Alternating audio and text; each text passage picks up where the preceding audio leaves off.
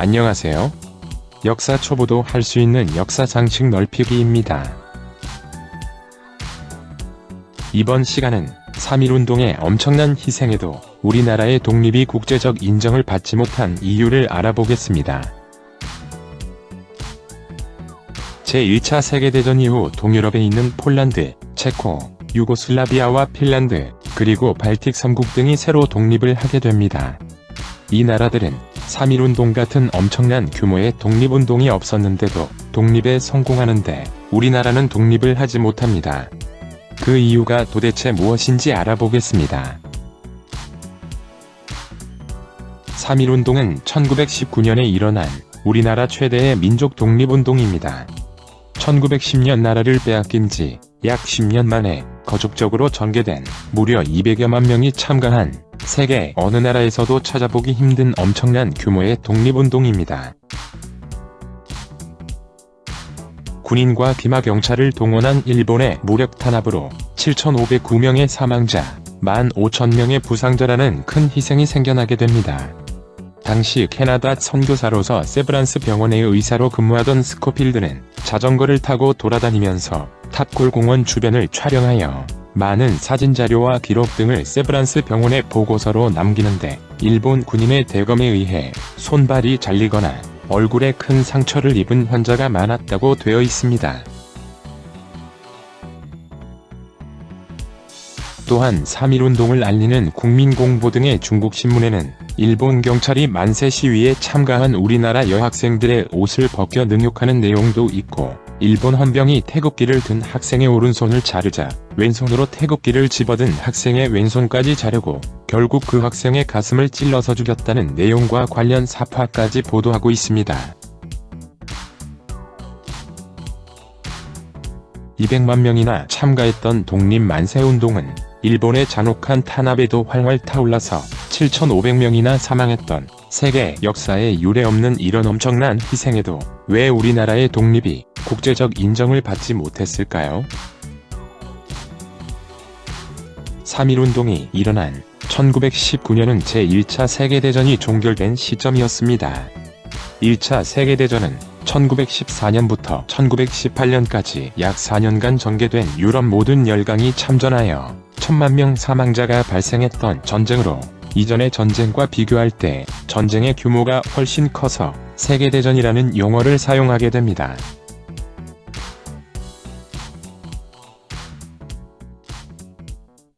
이 전쟁은 제국주의를 간접적 배경으로 하여 연합국인 영국과 프랑스, 러시아의 3국 협상 측과 패전국이 되는 독일, 오스트리아, 이탈리아 3국 동맹 간의 대립이 큰 틀을 형성하고 범게르만주의와 범슬라브주의의 대립이 유럽의 화약고라 불리던 발칸 문제로 갈등이 고조되면서 사라예보 사건을 도화선으로 하여 발생한 세계전쟁입니다.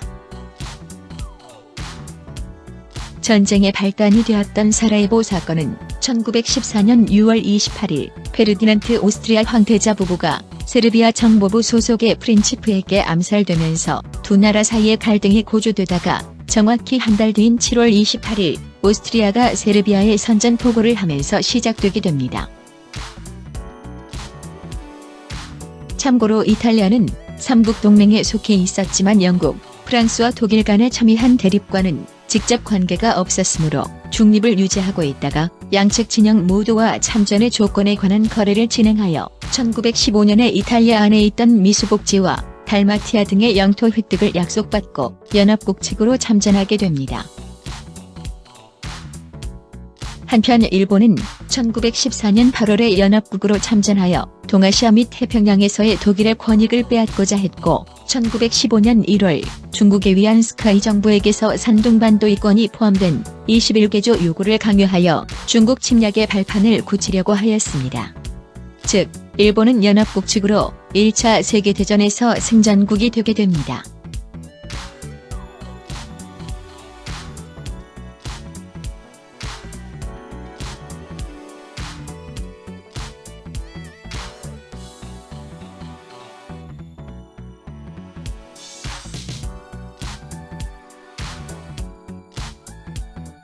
(1917년 4월) 미국의 참전을 가져온 무제한 잠수함 작전이 실패하면서 킬수병의 폭동으로 혁명이 발발한 독일은 1918년 11월 11일 연합국에 항복함으로써 4년간의 제1차 세계대전은 삼국 협상 측의 승리로 끝나게 되었고 전쟁의 마무리를 위해 회의가 개최되는데 이 회의가 1919년 1월 18일에 개최된 파리 평화회의로 1919년 3.1운동 발발 직전의 상황이었습니다.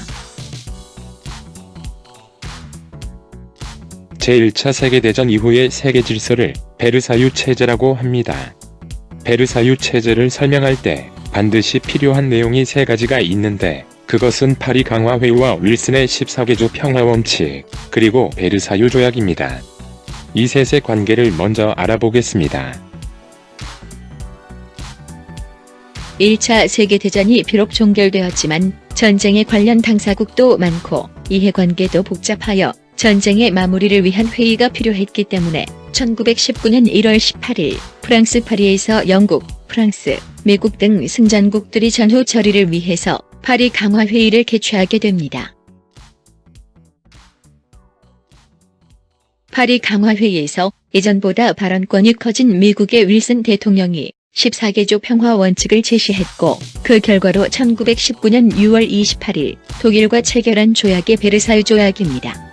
즉 1차 세계대전 마무리를 위해 파리 강화회의가 열렸고 그 회의의 원칙이 14개조 평화 원칙이며 그 결과로 체결한 1차 세계대전의 마무리 조약이 프랑스 베르사유 궁전 거울의 방에서 비준된 베르사유 조약입니다.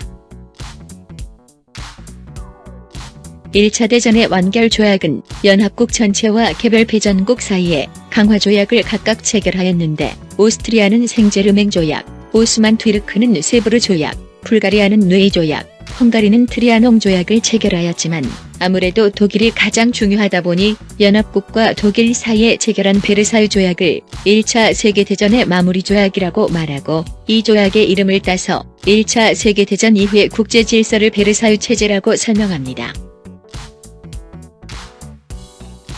그런데 제1차 세계대전은 유럽 국가 간의 대립이었는데 이 내용과 우리나라의 3.1운동이 무슨 관계가 있을까요? 파리 강화회의는 1차 세계대전 이후 전승국 대표들이 전쟁 이후 세계 질서를 결정한 것으로 미국이 이끌어가는 새로운 세계 질서가 성립되기 시작합니다. 1차 세계대전의 마지막에 참전을 하지만 전쟁 중반까지는 중립을 지키면서 영국, 프랑스의 전쟁 물자를 팔아 채권국으로 자리잡은 미국은 이 전쟁 이후 19세기 세계를 장악했던 해가 지지 않는 나라인 영국을 대신하여 세계 최고의 국가 자리에 오르게 됩니다. 당시 미국 대통령이 윌슨으로 그는 14개조 평화안을 기본 원칙으로 주장하게 됩니다. 윌슨의 14개조 평화 원칙은 비밀 외교의 금지, 항해 자유, 군비 축소, 경제 장벽 제거, 민족 자결주의, 평화를 위한 국제기구 창설 등의 내용으로 여기서 민족 자결주의가 추천되게 됩니다. 주권 회복을 포함한 식민지의 요구에 대한 공정한 조정과 처리라는 말로 표현된 민족 자결주의는 각 민족은 정치적 운명을 스스로 결정할 권리가 있으며 다른 민족의 간섭을 받을 수 없다는 주장입니다. 즉, 식민 상태에 있는 국가들의 독립을 의미하므로 당시 일본의 식민 지배를 받던 우리나라에게는 1차 세계대전이 종결되고 떠오르는 강대국 미국 대통령의 민족 자결주의 선언은 엄청난 큰 힘이 되는 소식이었습니다. 그런데 이 윌슨의 14개조 평화안은 미국이니까 내세울 수 있는 이상적인 원칙이었습니다. 미국은 1차 세계대전에 직접적 피해를 입지 않았을 뿐만 아니라 승전국인 영국이나 프랑스 등으로부터 전쟁 비용을 회수하여 국제적 지위는 엄청 커지는 좋은 일만 남아있기 때문에 무배상, 무병합이라는 이상적인 원칙을 제시할 수 있었습니다. 하지만 영국과 프랑스는 입장이 달랐습니다. 비록 전쟁에서는 승리하였지만 독일과 전쟁을 치르면서 엄청난 피해를 입었고 전쟁 자금으로 빌린 미국에게 갚아야 될 채무가 엄청났으므로 패전 독일에게서 배상금을 받아서 채무를 해결하고자 했기 때문에 미국 대통령 윌슨의 14개조 평화안에 있는 무배상, 무병합 원칙은 영국과 프랑스에게는 받아들일 수 없는 비현실적 원칙에 불과했습니다. 즉, 전쟁의 고통을 입은 영국과 프랑스는 패전국 독일에게 전쟁에 대한 철저한 문책과 아울러 배상금까지 받아내고자 했으므로 베르사유 조약은 독일에게 전쟁에 대한 엄중한 책임을 지게 하는 조약이 됩니다. 베르사유 조약의 내용은 독일이 가지고 있던 아시아와 아프리카 등 모든 해외 식민지의 상실, 유럽 내 영토 10% 상실, 엄격한 군비 감축, 알자스 로렌 지방의 프랑스 반환, 1320억 마르크라는 어마어마한 전쟁 배상금 부담 등의 내용으로 독일을 철저하게 응징하는 조약이었습니다. 그러나 산업시설이 폐허로 변한 패전 독일은 영국과 프랑스의 배상금을 지불할 능력이 당연히 없었습니다.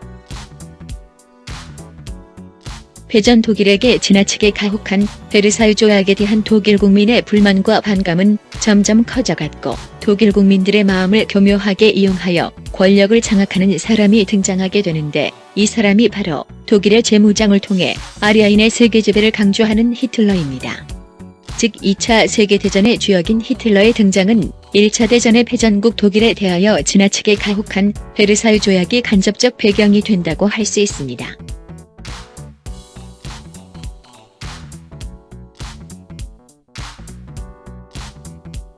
(1차) 대전 이후 민족 자결주의에 따라 새롭게 독립한 나라로는 동유럽의 폴란드, 체코, 유고슬라비아, 핀란드, 에스토니아, 라트비아, 리투아니아 등이 독립하게 되는데 이 국가들은 독일과 오스트리아, 오스만 제국 등 패전국의 식민지였습니다. 즉 윌슨의 민족 자결주의 원칙은 패전국에게만 적용되어 식민지의 독립으로 패전국들의 힘을 약화시키고 소련을 견제하려는 승전국들의 의도가 숨겨져 있다고 볼 수 있습니다.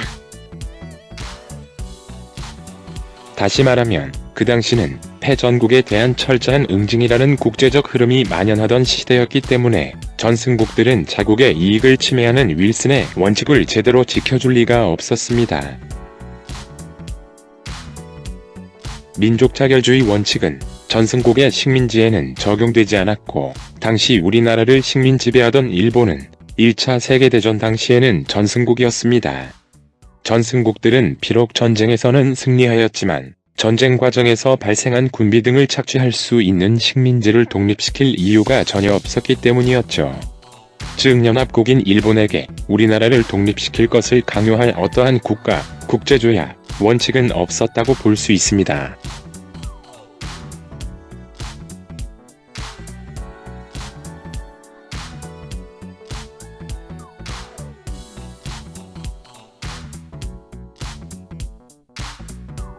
식민지의 독립을 의미하는 민족자결주의 원칙에 고무되어 엄청난 희생에도 굴하지 않고 국내외에서 장기간 전개된 3.1운동은 중국의 5.4운동이나 인도 독립운동 등 약소 민족의 독립운동에는 큰 자극제가 되었지만 당시 세계 정치를 끌어가는 강대국들에게는 일본의 가혹한 탄압 등이 일부 보도되었을 뿐 묻어버린 역사라고 볼 수 있습니다. 그러나 이러한 국제적 이해관계 속에서 비록 독립을 달성하지는 못했지만 어느 나라 독립운동사에서도 볼 수 없는 엄청난 민족운동은 우리 민족의 저력을 세계 역사에 기록하면서 일본의 식민 통치가 비록 허울 뿐이지만 문화 통치라는 이름으로 바뀌게 하여 일본의 강압적 무단 통치에도 우리 민족이 굴하지 않는다는 것을 보여주었습니다. 또한 우리 민족 스스로에게는 하루하루 생활하기에 바쁜 일반 민중에게조차도 우리 민족이 지금 식민 상태에 있다는 것, 독립을 위한 노력을 해야 한다는 것을 일깨워 주었고 민족 지도자들에게는 독립을 이뤄내기 위한 통합정부가 필요하다는 인식을 낳게 하여 대한민국 임시정부 수립이라는 결과를 낳았습니다.